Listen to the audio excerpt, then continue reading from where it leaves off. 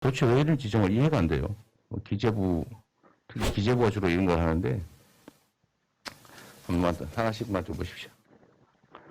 어쨌든 평소에 가계 지원을 안 해주니까 이렇게 비율이 낮고, 그러니까 당연히 소득은 낮고, 뭐 쓸 돈은 많으니까 가계 부채 비율은 가장 높고, 정부가 인색하게 하다 보니까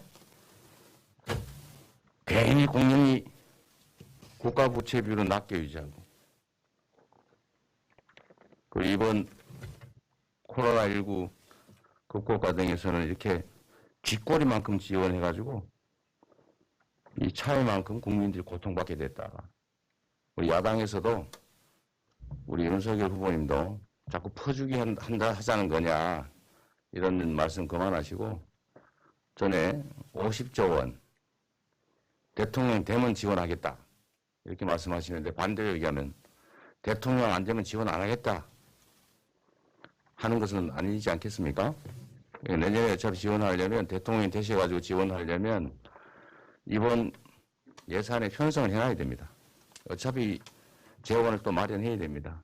그러니까 지금 당장 지원 가능한 방안들을 협의할 수 있도록 협의에 나서 주시기를 다시 한번 부탁드립니다.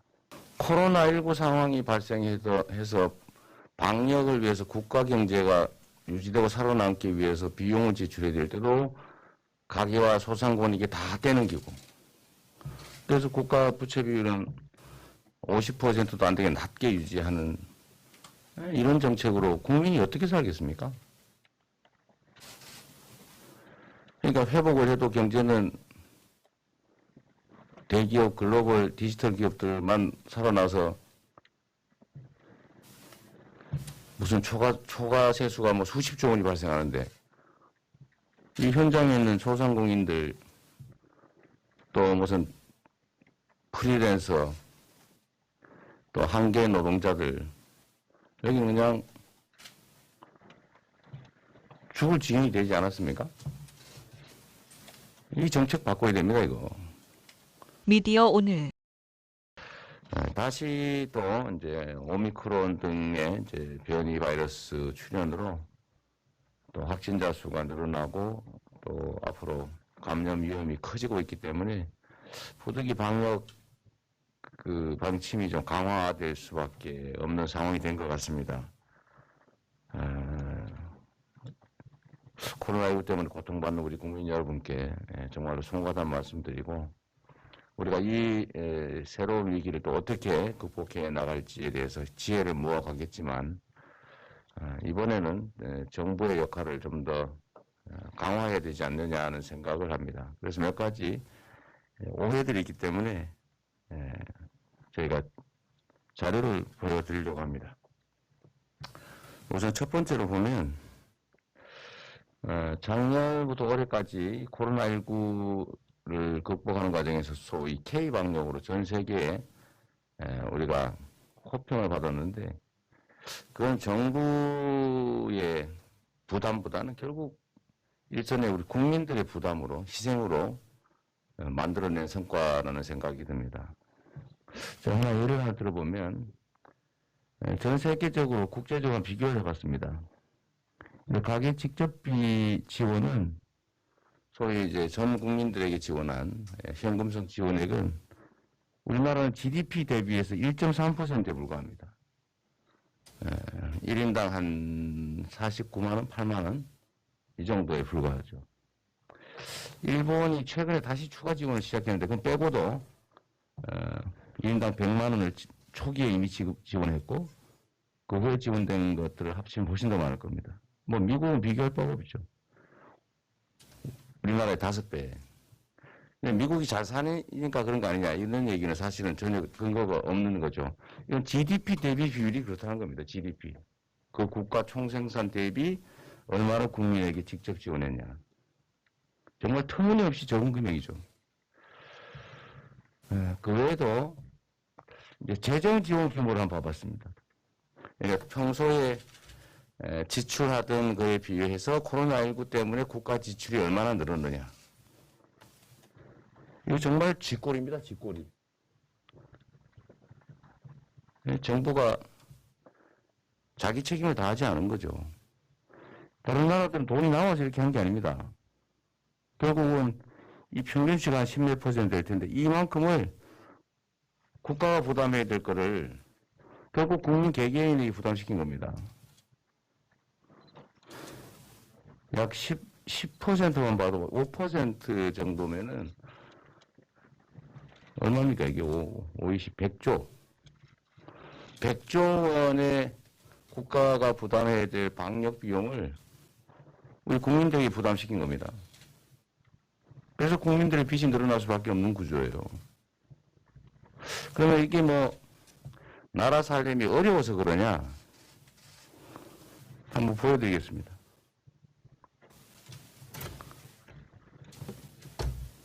국가부채 비율입니다. 가계부채 비율. 그거 말고 국가부채 먼저 보겠습니다. 자, 나라 살림이 어렵냐?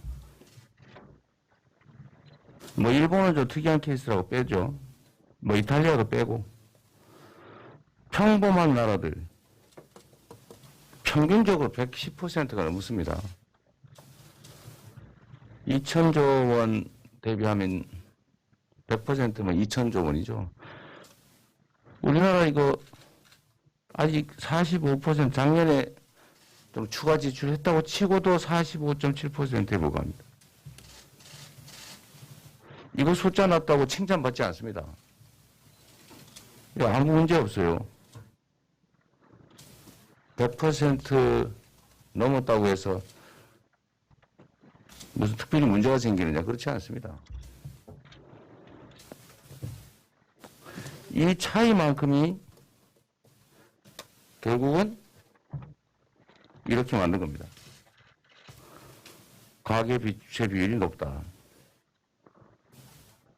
이거 저희가 시간상 이게 준비를 못했는데 이 가계부채 비율 증가 그래프하고 국가부채 비율 증가 그래프가 반대로 움직입니다.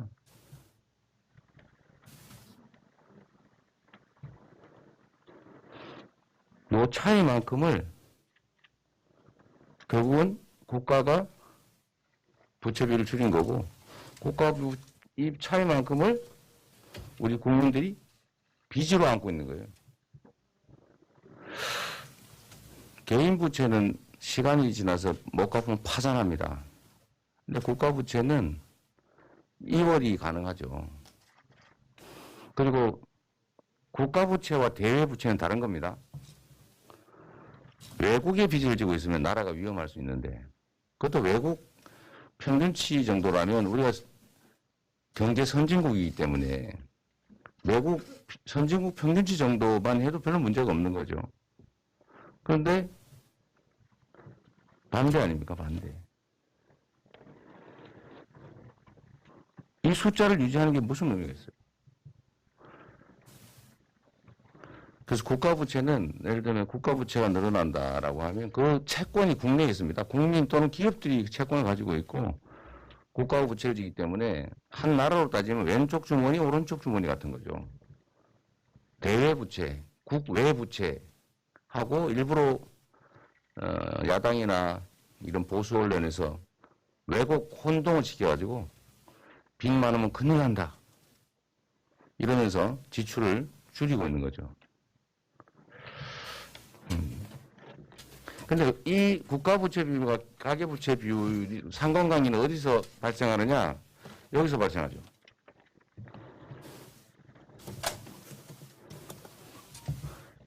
원래 국민들의 소득에는 본인이 직접 노력해서 받는 근로소득이나 사업소득이나 1차 소득이 있습니다. 1차 소득. 그 1차 소득 말고 세금을 걷어가지고 국가가 지원하는 2차 소득이 있습니다. 근데 이 2차 소득을 가계 이전 소득이라고 하는데 정부가 가계를 지원하는 거죠. 이 GDP 대비를 하면 이 전 세계에서 그 끄트머리에서 또 몇 번째 여기 차지합니다. 다른 나라는 보통 한 20% 넘게 지출을 하죠. 그래서 공공복지 지출이 가계 이전 소득의 한 중요한 부분이기 때문에 이걸 표시했는데 60%밖에 안 됩니다. 평소에도 국가가 가계 소득을 매우 인색하게 지원하고 코로나19 상황이 발생해서 방역을 위해서 국가 경제가 유지되고 살아남기 위해서 비용을 지출해야 될 때도 가계와 소상공인에게 다 떼는 기고 그래서 국가 부채 비율은 50%도 안 되게 낮게 유지하는 이런 정책으로 국민이 어떻게 살겠습니까? 그러니까 회복을 해도 경제는 대기업, 글로벌 디지털 기업들만 살아나서 무슨 초과 세수가 뭐 수십조 원이 발생하는데 이 현장에 있는 소상공인들 또 무슨 프리랜서 또 한계 노동자들 여기는 그냥 죽을 지경이 되지 않았습니까? 이 정책 바꿔야 됩니다, 이거.